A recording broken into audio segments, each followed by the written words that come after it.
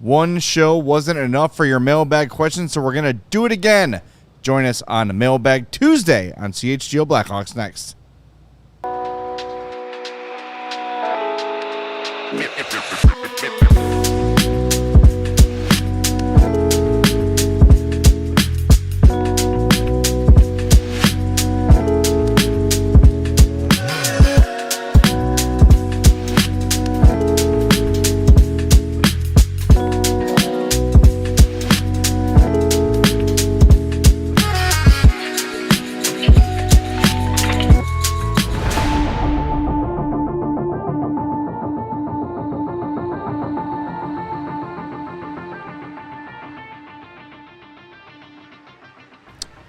Happy Tuesday. Welcome into the CHGO Blackhawks Podcast. I'm Jay Zawaski.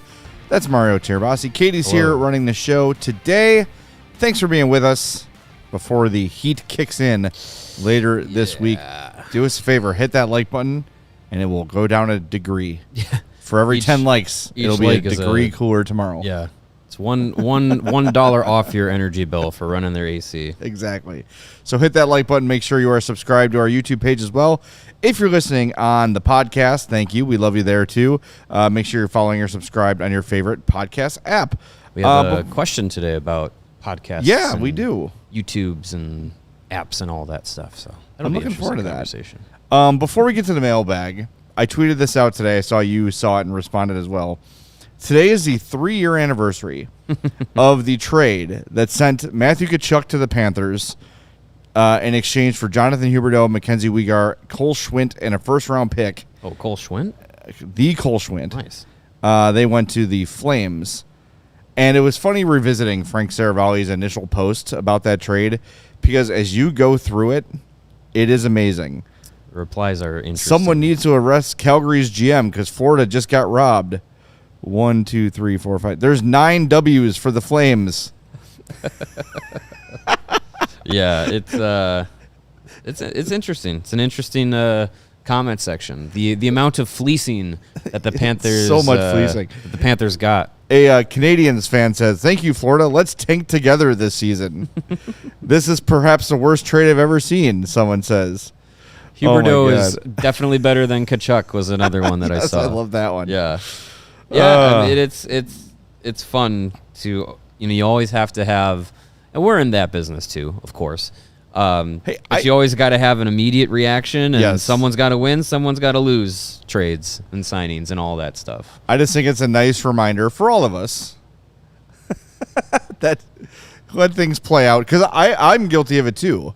I was hang on, all that, Tkachuk's great, but that's a huge return. And you had Huberdeau coming off a huge year, career, 100-plus point year. Yeah, 115 and points. Uyghur's was one of the more highly regarded young defensemen in the league. And you get a first-round pick and the great Cole Schwindt. Damn, right. Calgary cleaned up that deal. So I'm going to look up who ended up being that first-round pick. So that trade would have been the 2023 draft. All right. Yes. Yeah, I mean, it's you always say let it play out, and it's true. Yeah, it's true. These things are not always immediate, but it pretty much was for the Panthers. I mean, that was the year they came off the President's Trophy, right? And then they lost in the second round of the playoffs, and I think they made that trade. Yeah. And then they have the 40-point come down from the winning the President's Trophy the year before, but they still make the playoffs, and then here we are talking about 3 trips to the Cup final and 2 cups. Sometimes you really got to roll the dice and know the kind of team that you want to build and know the kind of team that you want to have when push comes to shove. And I think that's what the Panthers have done over time. That's what Bill Zito has really done over time is we can have a team that's going to be good and going to get us to the dance. Do we have a team that's going to get us all the way to the final? And he recognized he didn't. I'll say this too, it's very rare that the team that gets the better player is not ultimately happy with the deal. Right. And, they gave up a lot to get Matthew Tkachuk, but Matthew Tkachuk is a different level of guy than Huberdeau. And you have to give up a ton to get a guy like that. They did, and it worked out. Like, it's crazy. The Kid, 1905, July 22nd, 2022, at 10:11 p.m. Overpay, holy F. Florida instantly gets worse. Yes, they did. Noted bad team, Florida Panthers. Anyway, it was just fun to look at that today. It's only 3 years, man. A lot has happened for the Florida Panthers in the last 3 years. I'm not seeing who that draft pick ended up being, unless it was not a 2023. I didn't see the first? year. Arcade Hawk says he thinks it was Cullen Potter. Oh, which would be this year's first. Damn. Which could be. Let me look it up. Also, while Mario's looking that up, we should acknowledge the passing of Ozzy Osbourne. Yeah. 17 days ago, did a farewell concert, an actual farewell concert. I saw Kiss's farewell concert 20 years ago. They're still going. Yeah. $190 million raised for charity, and then Ozzy says, you know what? Farewell. That's crazy. What a way to go out. People want us to play Black Sabbath and Ozzy Osbourne music. I wish we could. Breaks. We can't. We don't have the licensing rights to do so. Yeah. But I can sing Crazy Train if you want. Nah, no one wants that. No one wants that. I could have brought my guitar, but I didn't know. He died when I was on my way to work. It was Cullen Potter, yes. There we go. It was Cullen Thanks, Potter. Arcade Hawk. Yeah, I mean, so it's Cullen Potter, the Kolschwint, Uyghur, and Huberdeau for Matthew Tkachuk. And that sounds like such a haul. But, that is a haul. And it is for the Flames. And it is for the Flames. And they, you know what? In the time that they've made that trade, they haven't completely bottomed out. Like, they're not far away from being like, you could squint hard and see a playoff team there. But they were going from, that was a year where they made a run in the postseason. Tkachuk was part of it. Was that not the same summer that Johnny Gaudreau went to the Blue Jackets? So I think the Flames were facing, losing Gaudreau, and then you make the Tkachuk trade. And honestly, you said, okay, Tkachuk and Gaudreau are gone, but you brought in Uyghur and Huberdeau, and you're like, oh, okay. Like, yeah. So it's just like, that kind of reactionary deal. Like, when you lose, if you say, well, we're going to lose two franchise-type guys, at least with Tkachuk, you're saying, well, we're bringing in two high-level elite NHL players and some futures. So you think, like, oh, okay, like this could work out. This could be fine. And they haven't completely bottomed out, but it's not anywhere near the success I think you would want. No. Huberdeau hasn't been the guy that he was with the Panthers, and Uyghur's been solid, but again, like it's really only so much. And then you go on the flip side, and Matthew Tkachuk's lifted the Stanley Cup twice as a member of the Panthers, and it just kind of goes again. It goes to the shrewdness that some GMs have to have, and I think we're seeing with Bill Zito and the way that things have worked out for the Panthers with the timing of the salary cap going up and everything. They've built a really solid team that we talked about a couple of days ago about this upcoming season. I don't see a team in the East beating them right now. At least not on paper. They might be one of those teams like, they might not win the Eastern Conference in the regular season, but that doesn't matter. A lot of the better Eastern, I guess Carolina got better. Carolina's still good. They lost Brent Burns, but it's 40-year-old Brent Burns, so I don't know how big of a huge loss the teams at the top are still good. I just don't know if any of them are better than Florida in a 7-game series. So here's Huberdeau, 2021-22, in 80 games, 30 goals, 85 assists. Then his 3 years in Calgary, 55 points in 79 games, 52 points in 81, 62 in 81. Yeah. It has not been anywhere near the guy that he was.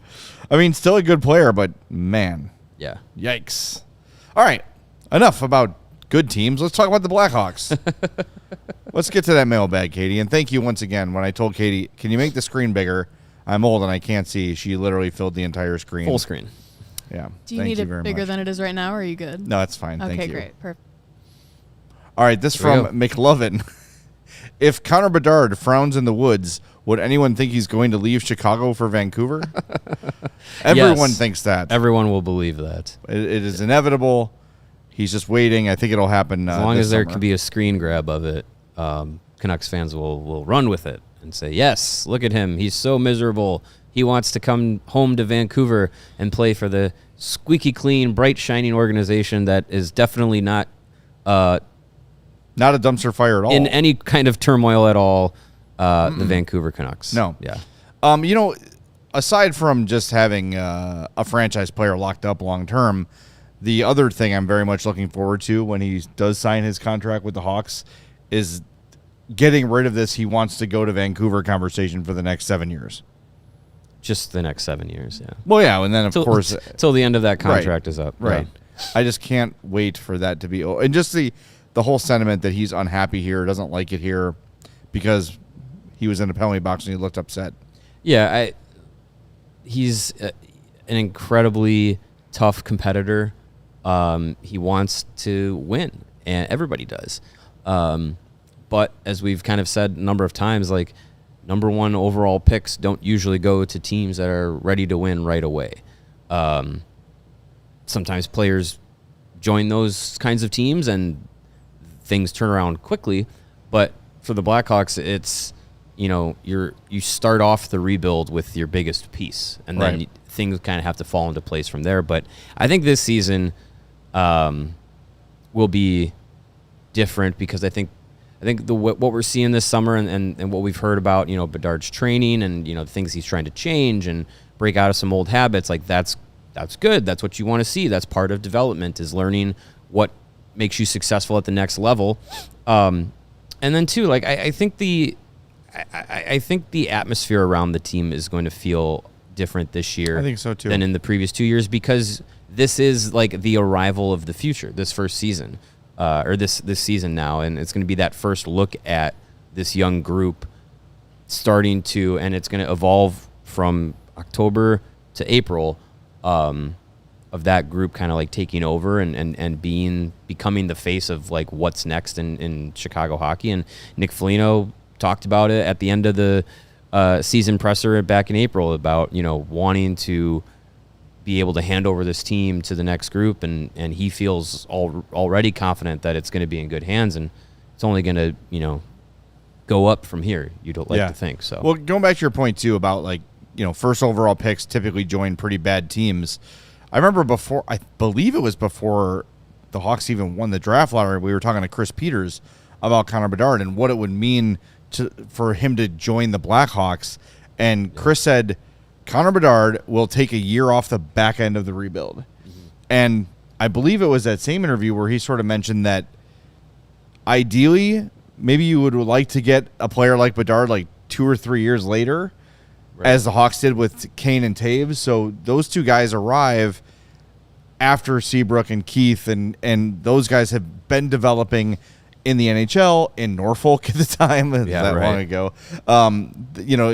So then when they really hit their stride, then you add these two dynamic young players, they're able to just seamlessly go in and be really good players because they're not expected to carry the entire load for the team. Whereas for the first 2 years of Connor Bedard, quite frankly, it has been him and pretty much everybody else. Now you add Nazar, Levchinov, Renzel at the end of last year. So you see, this is what you're talking about with the attitude and the feeling of this season being different. Mm-hmm. You've got youth infusion coming, and it won't all be all the attention won't be on Bedard, and he will have some actual help, despite not adding, Ehlers or Marner or Besser or whoever you were looking at this summer. Mm-hmm. You still have young talent joining the team, and it should be a lot more exciting. All right, we got to hit the break zone for the first time. If you've not hit the like button for us, and many of you have not, please do so, and we'll be back with more CHGO Blackhawks in 2 minutes. What is Sunnyside? We've been telling you about Sunnyside for a long time. It is Chicagoland's favorite cannabis dispensary, and it's your home for judgment-free cannabis shopping. Whether you're new, whether you're a pro, you're going to find everything you need with a huge selection of high-quality products. Sunnyside has everything you need to elevate your summer. Locations in Wrigleyville, River North, Champaign, South Beloit, and more. Check out my two favorite brands. They're the good news, and Mindy's. Visit Sunnyside.shop for Bright Buys every day, including 50% off your first 3 online purchases. Enter promo code HICHGO at checkout to qualify. Exclusions apply. Sunnyside Cannabis Dispensary. Bright Buys every day. Only for 21 plus or Illinois MedCard holders. And if you're an existing customer, use promo code CHGO50 for 50% off one Cresco Labs brand item. And if you're looking to buy, sell, trade, or rip open packs of cards, why not check out our friends at Arena Club? They're changing the hobby with their transparent slab packs and no-fee auctions. You can rip open a pack for as low as $25 and hit on a card that's worth tens of thousands of dollars. Every pack has grails that are at least 20 times the price of the pack. Arena Club is the most trusted name in the game. They offer full transparency, showing you every card in the pack with the likelihood of pulling each one so you know exactly what's available before you buy. So whether you're buying, selling, trading, grading, or ripping packs, Arena Club is the safest, most trusted in the game. And if you're going to the National Sports Collector Convention, be sure to stop by the Arena Club booth. That's happening July 30th through the August 3rd at the Donald E. Stevens Convention Center. Right now, you can get 20% off of your first slab pack or card purchase by going to arenaclub.com/CHGO and using the code CHGO. And Taking the Temp is presented by your trusted local experts at Four Seasons Heating, Air Conditioning, Plumbing, and Electric.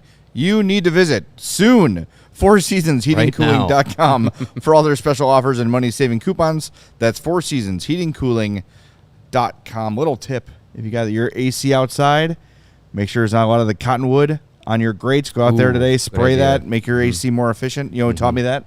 Four Seasons. It's a good tip. All right, Taking the Temp. We found out July 28th, 6 days from today, that's next Monday, will be Arvid Soderblom's arbitration hearing. So we will find out what Soderblom will be paid by the Blackhawks next season. Mario, your predictions. I wonder if it actually gets to arbitration, because obviously teams can still work out deals leading up to that. I would think the Blackhawks give Soderblom, or it comes down to like probably a 2-year deal. I think I feel like that seems fair for a guy who's he's coming off a bounce back year. They likely only envision him as a backup at this point. Yeah. And if he becomes that, that's great, because he's not a draft pick. He's a guy they found from Sweden and has come over to the NHL. He's played 2 seasons in the NHL and he's had a bounce back year. Like, I think you're good at 2 years, and he's going to get a raise. I think if he's in a 2-year, $2 million range, I think that's fair. And I think, you're looking at, that's some competition over the next 2 years for Drew Comezzo to push himself to get to NHL time. It's some padding for Spencer Knight, who you envision is going to be your long-term starter for the foreseeable future. And, you have Adam Guyon in the pipeline. He's still years away from even turning pro. You drafted a goalie this year. You brought in Stanislav Berezhnoi, future Vezina winner. So you have some padding within your goaltending situation, but I think that would be completely fair. Maybe he's asking for more. He should. That's what a player should do, and that's what teams usually do when they reach arbitration. Is the player is asking for something big, the team's going for something low, and they find something in the middle. In the middle. Yeah. That's the idea. So I'm reading this. Scott Powers wrote this, I think it was July 9th. He says Soderblom is projected to get about $1.7 million on a 2-year contract based on AFP Analytics contract projections. My understanding is the number is probably lower than what Soderblom is hoping to get. It'll probably end up closer to $2.5 million. So if you're reading the tea leaves, projections 1.7. He thinks it's going to be 2.5. It sounds like Soderblom's asking for $3 million. Yeah. Which sure, not totally unfair. Go for it. But sure. $2.5 million, great. I'm here for it. Yeah, I think that's even 3. I'm not even going to bat an eye. Like, no, who cares? because they got nothing but cap space. Because they have tons of cap space, and if it is a shorter deal, 2-year deal or whatever, that's you're not going to worry. I don't think you're really going to worry about that all too much. So, especially with the money that you expect is coming off the books this year, You know, you're unless you re-sign Dickinson or extend Dickinson, extend Murphy, extend Mikheyev, extend Foligno. I don't think any of those things are in the cards. That's like, let's see, Murphy's 4 and change, Foligno's 4 1/4, is Dickinson 4 1/4 too? Dickinson is 4.25. 4 1/4. Yep. So, and Mikheyev is 4 and change. So you're talking about $4,037,500. Very perfect. specific. So you're talking about, just under $17 million out of those 4 players that's going to be free next year, and $2 more million from Lafferty. Yeah, right. So you're talking that's a lot. Yep. That's a lot to work with, and you're going to have extensions that would kick in for Nazar and Bedard, and that money. I don't know if that'll take up all that $19 million, but if it does, Knight, Bedard, and Nazar. Yeah, Knight, Bedard, and Nazar is probably going to equal $19 million. $19 million is probably right on it. Probably more, to be realistic, especially if like Knight and Nazar have big years. There's also, Shea Weber's money off the books too. Shea Weber's money Almost comes off the books. I can't wait till they retire his jersey. And then that's also the fact that they have like $20 million right now that they haven't even spent. So and with the cap's going to go up, $2 million, $2.5 million for Arvid Soderblom, you're not going to care about it. It's completely fair and fine. All right, the temperature is taken. Back to the money temperature bag. Money bag would be great. Mailbag instead. That's Secure free. the bag. If you want to make it a money bag, feel free to send a super chat. Yeah, super chats get read. Super chats get read instantly. Instantly, yes. All right, this one from Edward. New week, new question. With seemingly 29 teams beginning the season with playoff aspirations, by December 1st, the season will serve up some disappointment for several teams. Injuries, poor performance could precipitate new trade interest depending on health and performance. Could you anticipate the Blackhawks moving Connor Murphy before Christmas if the demand for a right-handed defenseman heats up? So I'll say this. If I have an asset like Connor Murphy, I am holding on to it as long as I can up to the deadline.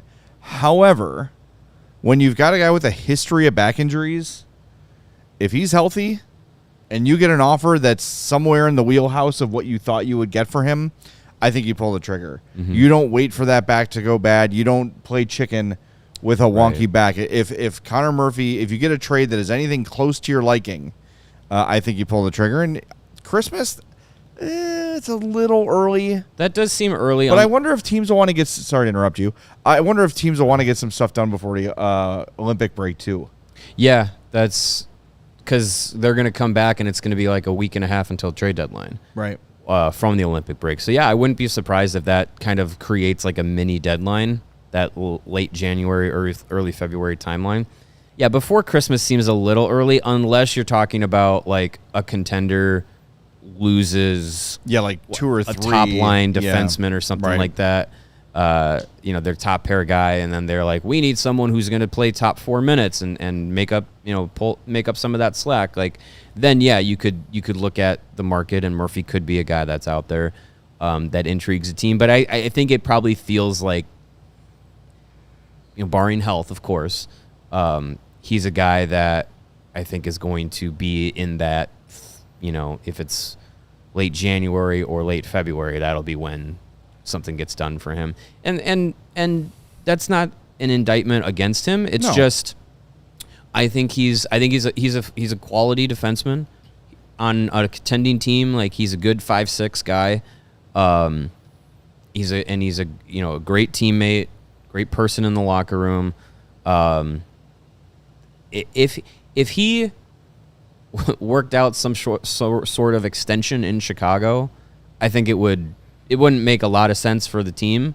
But I'm also not going to hate it because of the role he could play still with a lot of young defensemen. But I don't think that that's in the cards. I mean, if he goes, the back thing is what scares me. Like, a healthy Connor Murphy that is right now like an ideal middle pair guy that as years goes on, he'll probably be a bottom pair guy.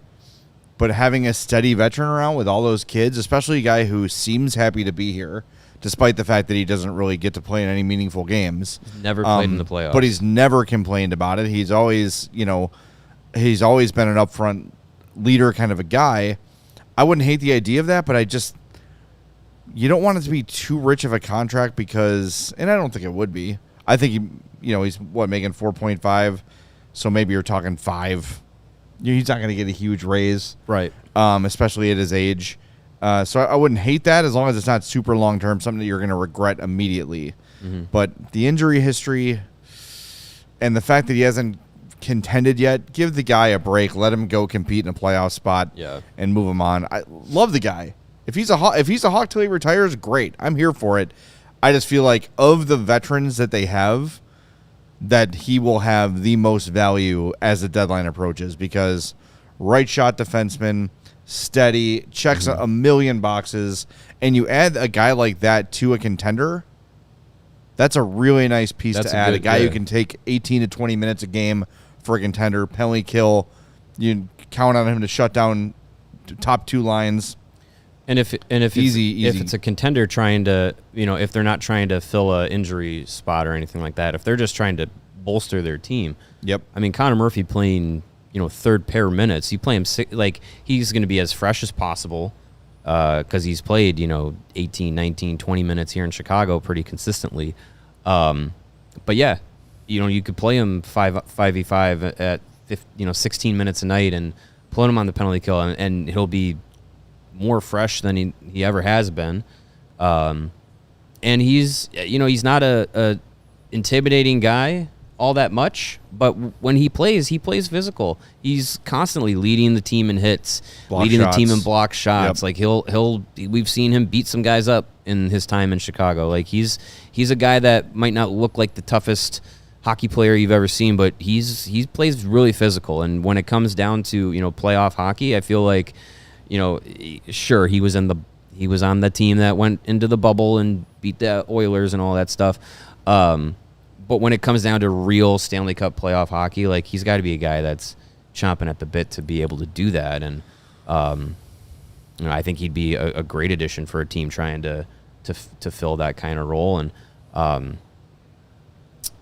it'll be interesting. And with his injury history, like he had some back issues, he had the hip issue, but I think he's for the most part he's been able to kind of come back from that. I know last year he was dealing with some stuff, but towards the end of the season, the back half of the season, like he was pretty consistent and pretty solid, especially as you lost Seth Jones and those minutes had to be taken up, and he had an increased role and was pretty helpful to Alex Vlasic, and it has been helpful to a lot of the young guys coming in. So he's really valuable. There's a reason he's part of the leadership group. Like it'd be tough to be like, it's even tough now to be like, yeah, you're gonna trade him, because like he does have that value, and it has and I mean meant a lot that does to matter. His like time, and it's not NHL 25 or next year's version of the same game, NHL 26. It's their personalities matter, people matter. So I don't know. Because we were kind of short on time before the break zone. Of the Foligno, Dickinson, Mikheyev, Lafferty, Murphy, any of those guys do you want back? I'd be interested with Mikheyev. That's mine. That's the one I would invest Dickinson, in. I would need to see where he's at. If he starts this year healthy, fresh slate, kind of can put last year behind him and is close to or the guy that he was 2 seasons ago. Bless you. Good Lord. I'd be I would definitely be interested in that. Did that come through? I don't know. That was strong. Was that Braggs? I don't know if that came through on the broadcast, but the biggest sneeze in the history of the world just happened. I think that might have been Braggs, and he is in the his lungs are against the enclosed conference room. That was impressive. Wow. R.I.P. Greg Anyways, what are we talking about? Oh yeah, I don't know. Yeah, Mikheyev would be interesting. I think Dickinson would be performance-based for me. I feel like Foligno, this is going to be his swan song. Are you all right? You okay? He's all right. Pratt is okay. Did you guys hear that? Yeah, Yes, we absolutely loud and heard clear. that. Yeah. It came through on the headphones. They definitely heard that. That was yes. I blame my mother. We're loud sneezers, so I apologize, everyone. That wasn't me freaking out about Jalen Johnson being out 2 weeks. I'll be Gee. All right, yeah. I think I saw a lung hit the window in there. Steven's got to squeegee the windows now. All right, we got to hit the break zone. We're going to regroup. We're going to squeegee the window. We'll talk to you in 2 minutes. Hit the like button, jerks. Just like your favorite hockey squadron needs a home ice advantage, your home needs a home floor advantage, and you can get it from our friends at Empire today. They've got flooring experts, dedicated flooring pros that only focus on floors. Family? No. Friends? No. Free time? No. Floors? Yes. 24/7, 365, 366 on leap years. They pick and bring the right flooring and the entire showroom right to your home. So you're going to know how it looks with your furniture and your house. You're going to get clear upfront and all-inclusive pricing, and you can schedule installation as soon as the next day. So schedule a free in-home estimate today. CHGO listeners, you're going to get a $350 discount when using promo code CHGO. Yes, you heard right. Our friends at Empire today are giving you a $350 discount with the code CHGO. Restrictions do apply. Visit empiretoday.com/CHGO for full details. Get some new floors. And new vehicles are in store at Ray Chrysler, Dodge, Jeep, and Ram. And this is your chance to score a great deal at the Employee Pricing Plus sales event. Right now, you can lease the new 2025 Ram 1500 Bighorn Crew Cab for only $399 a month for 27 months. Plus, you can shop over 125 vehicles priced under $20,000. The expert team at Ray Chrysler, Dodge, Jeep, and Ram is here to help you during each step of your car shopping journey. They prioritize affordability, so you know you won't overpay for the vehicle you need. And with Ray's price promise, you can shop confidently with no add-ons or hidden fees ever. The price you see is the price you pay. Check out our partner today to shop one of the Chicago area's largest inventories. And don't miss out on the Employee Pricing Plus sales event for huge savings on the Dodge Ram 1500 Crew Cab, Bighorn Crew Cab. Got to get all that in there. For more information, visit Ray Chrysler, Dodge, Jeep, and Ram today on Route 12 in Fox Lake or online at raycdjr.com.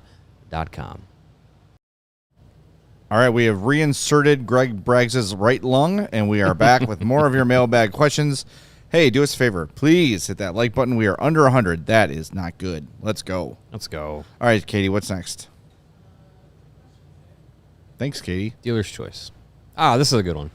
The Hawk Hog Train asks, the Wirtzes purchased the IceHogs back in 2021. Kyle Davidson has said Rockford is being used as a player development team, which we have witnessed the last couple of years. 2 questions. First, how many NHL teams own and use an AHL team similarly? And second, how did the Hawks use Rockford before Davidson was around? The majority of the NHL teams own their AHL affiliate. Let me get the exact number. I think it's like 27. Yeah, and the way Rockford worked before Davidson, I mean, it's kind of hard to say because they were kind of contending throughout that whole time, like the vast majority of it. So they had good young players down there, but they weren't drafting as high.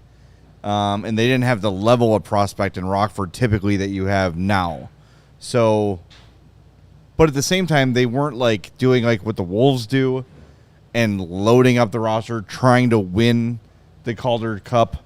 They were just, it was developmental, but I just don't think to the level of where it is now, just simply because of the number of prospects the Hawks have and the quality of prospects the Hawks have that are or could potentially be playing in Rockford this year. Mm-hmm. Yeah, and I think, you look at when the IceHogs first became the affiliate of the Blackhawks back in that 07-08 season. They were the Norfolk Admirals, and that squad was used to develop a lot of the young guys that made up that 2010 Stanley Cup team. Nicholas Hjalmarsson spent time in Rockford developing. Dustin Byfuglien did the same. Chris Versteeg did the same. Dave Bolin did the same. Duncan Keith played there as well. So, like, those guys came up, spent some time in the AHL, and then developed into NHL guys and Stanley Cup champions. And then basically once they started winning cups in the 2010s, Rockford changed because you were drafting later in the first round, and your prospect system wasn't as important because you were contending every year. You were trading a lot of picks and young guys to try and add current NHL quality talent because you were keeping your contention window open. A lot of teams that are doing that right now don't have great prospect systems. The Florida Panthers don't have a great prospect system. The Pittsburgh Penguins, for a very long time, did not have a great prospect system. They've got to rebuild it. Boston Bruins, very long time contending. They have to rebuild their prospect system. It's just kind of how it works. And Chicago went through that too, because you look at some of the rosters, post the 2015 Cup, and they're headlined by, like, trying to think of some of the names, Jordan Schrader and Anthony Lewis and Vinny Hinostroza, and trying to think of some other, Brandon Mashinter was a big ice hog, and Brandon Peary. Brandon Peary was one of those guys. He was a perfect top AHL player, and you just didn't have a lot of those prospects come through, and they didn't have the focus on developing those young guys. And you also drafted some busts. Remember who here? Raise your hand. Who here remembers Graham Knott? Ooh, second round pick in 2015, I want to say. Yeah, I remember. Like, that's rough, and a lot of those guys didn't really pan out and develop into anything. But then, over the years, you see, as the development and the rebuild was on the horizon, Lucas Reichel comes in and spent some time in Rockford. Adam Boquist went through Rockford. Henry Yokiharu went through Rockford for some time. Again, you could say, like, they probably didn't Yokiharu start in Chicago?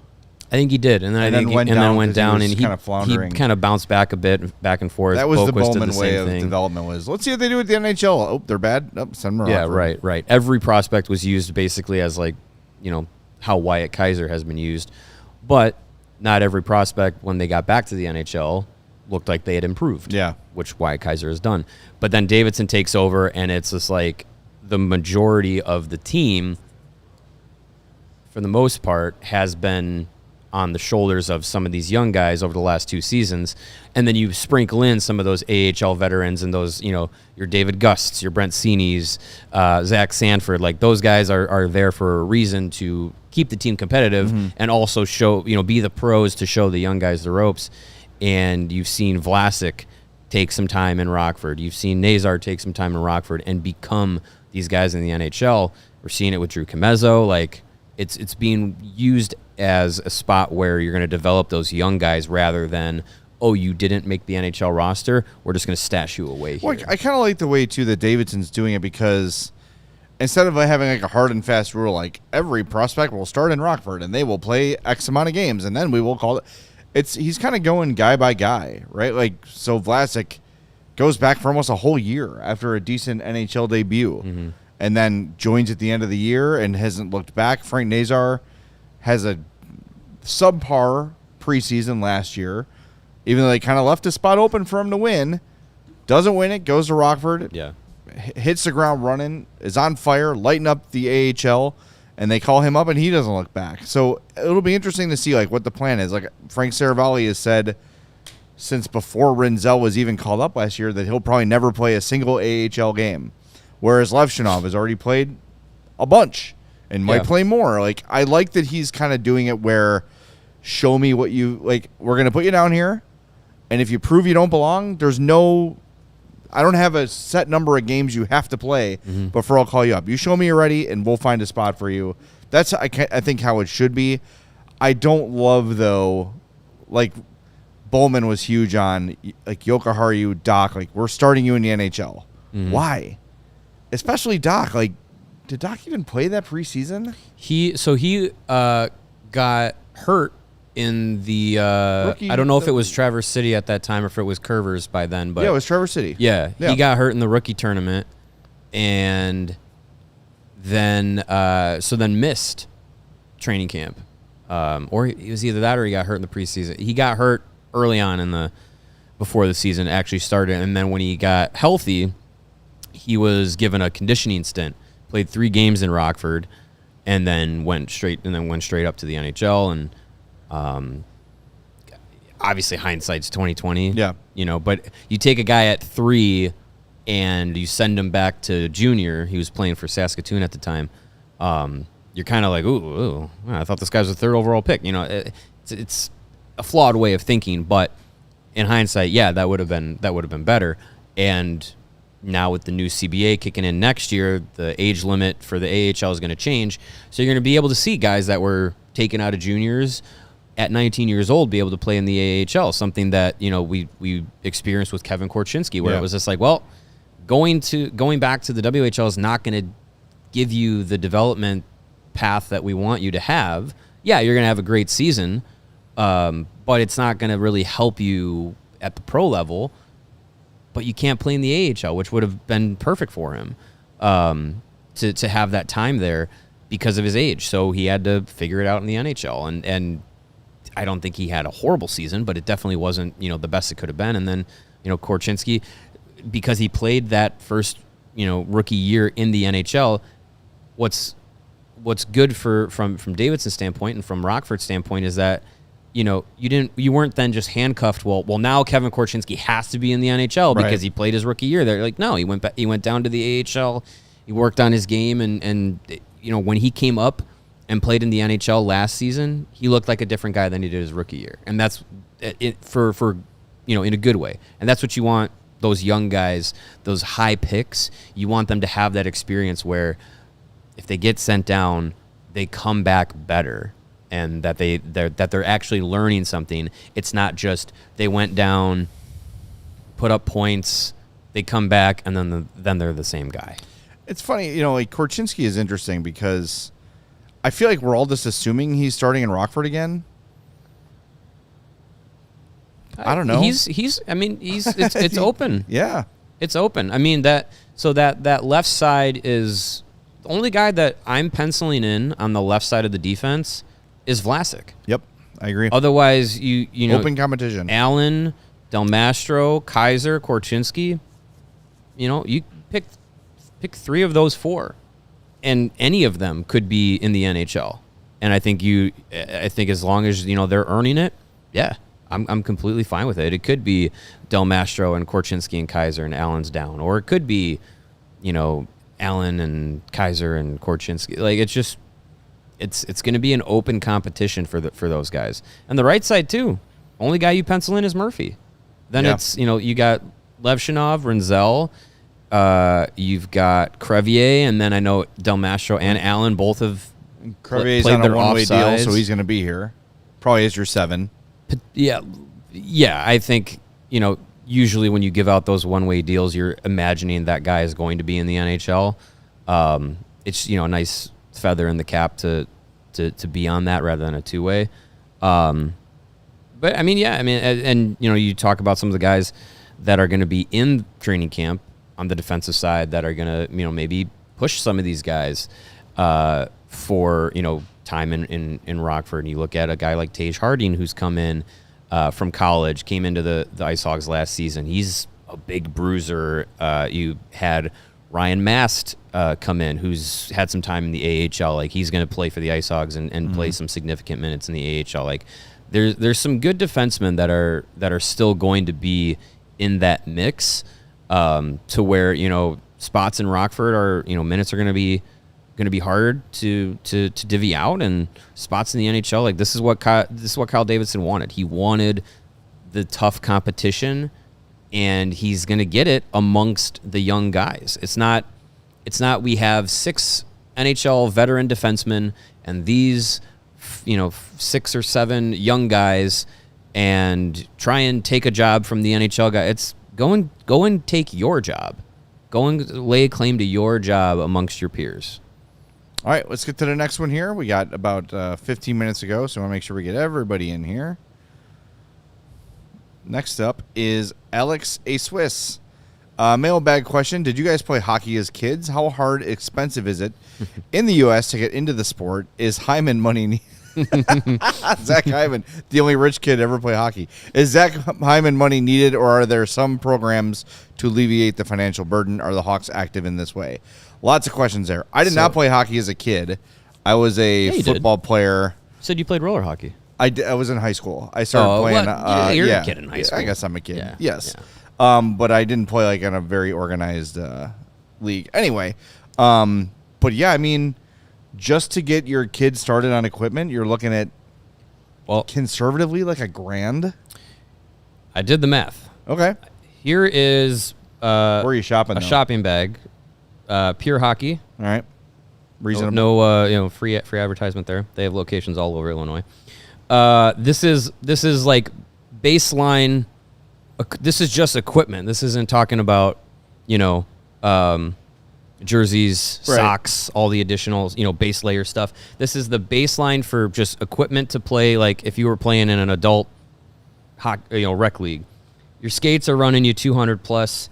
Your stick's about $100. Your helmet's $80. Your shoulder pads are $80. Your gloves are $85. Your pants are $80. Your elbow pads are about $55 and change, and your shin guards are about $75. So I love shin pads. quick math. Before tax, you're at $784 to outfit yourself to play in a standard league. And this is all with new equipment. Of course, you can go to like places like Play It Again Sports and everything like that. But that's just kind of like a baseline for an adult. Kids, it's going to run you a little bit around the same if you're just getting baseline new stuff. Then you got to get your bag. Then you got to, some leagues make you, register with USA Hockey and you got to pay fees. And then if the league I play in is not cheap. Yeah. And so there's another couple $100 to play in a session. And, there's youth hockey camps and classes and lessons, and then there's fees to play on youth teams, and then those youth teams want to play in all these cool tournaments, so there's fees to do tournaments. Then there's travel, and there's gas, and there's all this snacks you got to bring for all these hungry kids. And then you got it's very, very expensive, and God help you that your child wants to be a goalie, because then double all of the expenses for all the equipment and everything.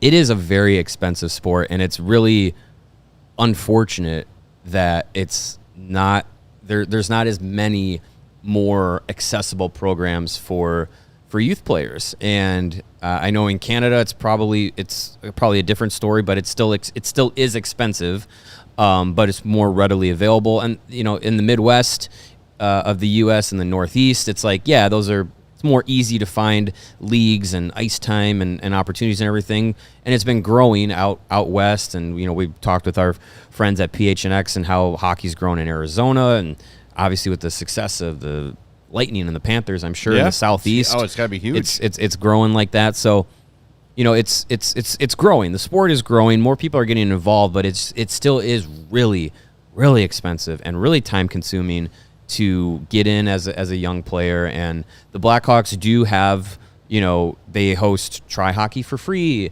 events. My daughter did that. She's like, did not enjoy that. I'm good. Well, and they partner with rinks all over Chicagoland to do, they sponsor youth programs and stuff like that. I know at the Fifth Third Arena they have a lot of different events and youth programs that the Blackhawks specifically sponsor. So there's like Learn to Skate, and then it goes up to Little Blackhawks 1. I'm not sure the cost on that, but it comes with head-to-toe equipment. You're paying for it. Yeah, as part sure. of your fee. But I'm sure it's probably cheaper than going out and buying it yourself. I'm sure they get some kind of, If you're going to do the program and you get the equipment, that's the perk of it. I know Kendall Coyne has got her Golden Coins program for youth girls hockey. So there are a lot of programs, but it's not as simple as, let's say, soccer, where it's just like, make sure you got cleats, shin guards, here's a ball, go play. Yeah. By the way, shout out, I think it was Joey P who mentioned he went to St. Lawrence High School. That's where I went, class of 96. Way to go, Joey P. And Jay Strasner pointing out that like youth hockey is becoming a business.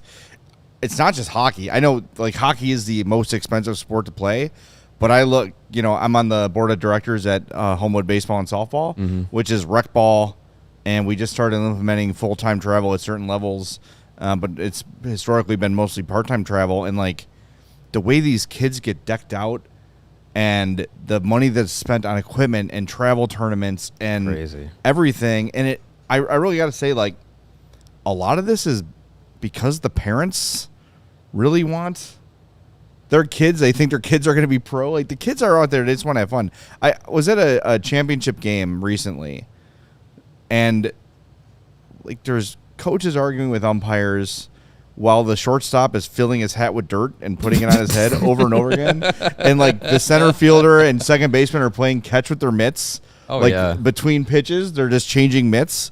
Like, the kids are there to have fun. I think it's the adults that kind of ruin this stuff for the kids, almost always. Yeah. But burnout is real. And, like, you know, one of my daughter's friends, she played hockey forever, and she just got burnt out of it. Like, the constant travel, the early mornings, the late nights. If you don't love it, especially hockey, because there's a limited amount of rinks, there's a limited amount of ice time, so you have to take those crappy hours. So maybe you go play a 3-period game at 6 a.m. before you go to school. Right. Like that's reality. So if you don't love it, it is a huge investment. But that championship game though, the baseball game, I think bat hit ball maybe 3 times in the entire game. But these kids had like sliding gloves on and like chains. I'm like, what? Yeah. When I see the youth baseball players decked out like Tatis and stuff, I'm like, you're 7 years old. Like, you don't need a neon shooter sleeve and like an elbow pad. Here's a like $500 bat so you can hit it 3 feet. Yeah, on a foul tip. You don't need none of that. Yeah, it's crazy. It's crazy. I will. Fortunately, softball's a little lower key than baseball where I'm at, but it's a lot, man. It's a lot. Yeah. All right, we got time for a couple more. Just about to enter that youth sports circuit. Yeah. I mean, it's fun. My daughter loves it because we tell her, like, if you ever are feeling burnt out, take a break. Yeah, absolutely. You know? She's starting to let your kids play a bunch of different sports. Yeah, definitely. All right, let's get a couple more in before we go. Alex in the Burbs says, I've always wondered why the Hawks have 2 different Tomahawk logos. The one with the serifed C traditionally was on authentic jerseys, although it's more common now, especially on knockoffs, and a more rounded C is on other gear like replica jerseys and hats. Why do they have 2 different secondary logos? That's a good question. The rounded one, I looked this up the other day. The rounded one that you'll see sometimes on, I don't think we have a flag with it on, but sometimes you'll see it on like hats and flags and stuff. That was used, I looked it up, sportslogohistory.com or something like that had some information. Between 97 and 99, they were using that for like merchandise and stuff. So I think they just kind of kept that around. Their practice jerseys have them for a while? Might have, yeah. And then the 2 different Tomahawk C's that have the little hook on the C, there's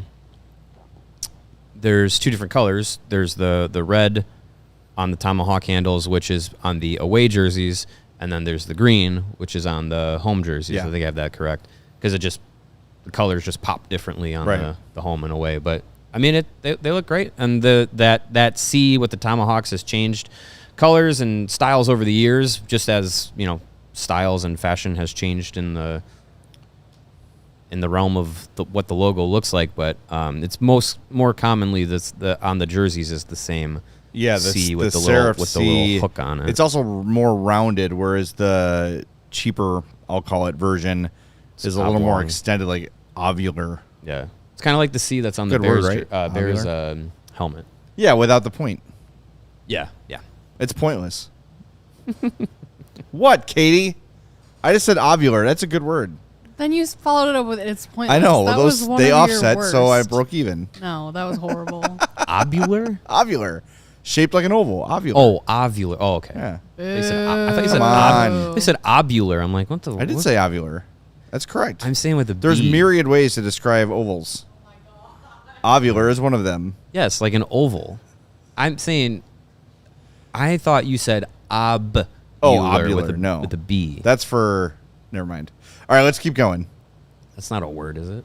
I mean, kinda. Is it? Am I saying something I'm not supposed to? No. You're making. But when you talk about, I'm just as Ovular. lost, so I don't know. I mean, an OB is a obstetrician. Oh, right? like an OBGYN? Dr. Ovular. Dr. Acula. Dr. Ovular is a villain from Human Centipede. Some movie. Great. Dr. Obular is a member of Volt and a major antagonist of Choju Sentai Live Man. Everyone knows this.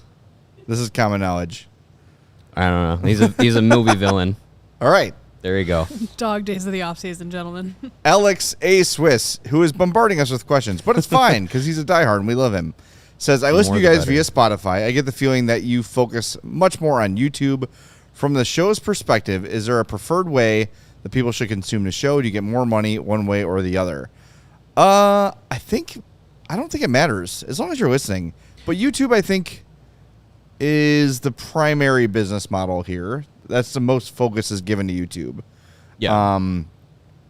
And likes and subscriptions and those sort of things are good. That helps us out, yeah. I mean, if it's all the same, it helps us across yeah, platform. it all if helps. If you give us ratings on Spotify or Apple Podcasts and you give us 5-star reviews, the things that we ask for at the beginning of the show is that's also just as important, just as helpful as YouTube likes and shares and subscriptions and all that stuff. So yeah, I think for our business side, yeah, I think the numbers on YouTube are pretty big, but all platforms are important, audio or visual or anything like that. So as long as you're consuming us however you want, and you enjoy what we're doing or you hate watch us, whatever, just hit the like button. Just that you're listening, watching, paying attention, and having a good time. That's what's most important to us.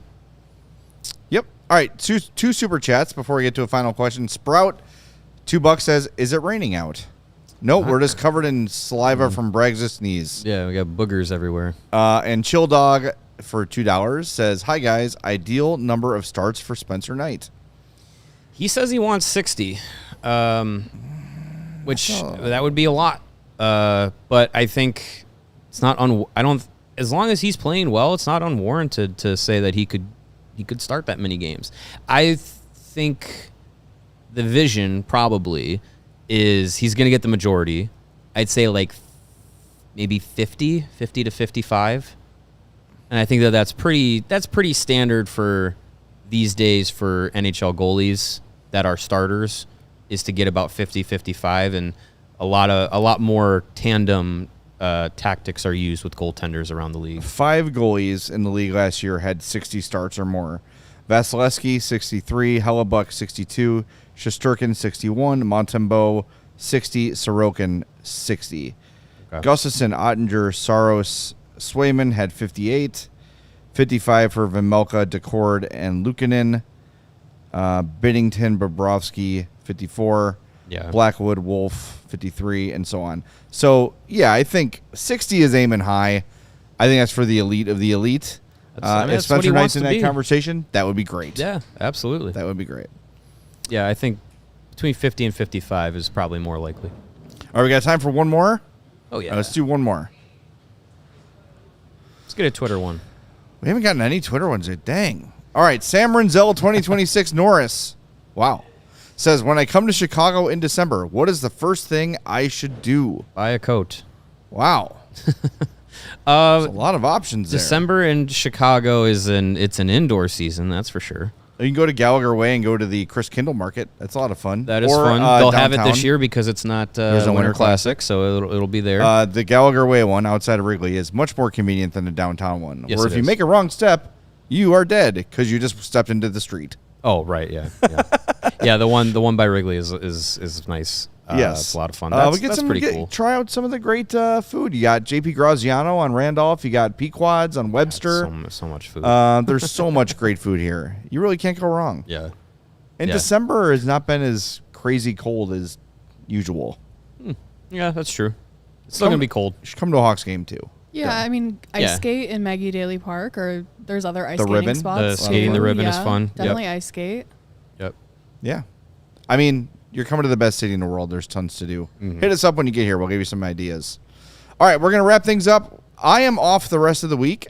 Greg will be in Wednesday, Thursday, Friday with Mario. Then it will be me and Greg on Mario. So musical chairs on CHGO Blackhawks, but lots of Greg Boyson coming your way, which I know everybody's excited about. So if you've not hit the like button yet, please do so and become a diehard. ALLCHGO.com. We got our golf outing upcoming next month. Those spots are filling up quick, so take advantage. If you're a diehard, you're going to save 20% on your ticket to the outing and all of our merch, all that great stuff. And you get a free shirt. AllCHGO.com. Do it. We'll talk to you tomorrow at 2 right here on the CHGO Blackhawks Podcast. We all silly like the mayor.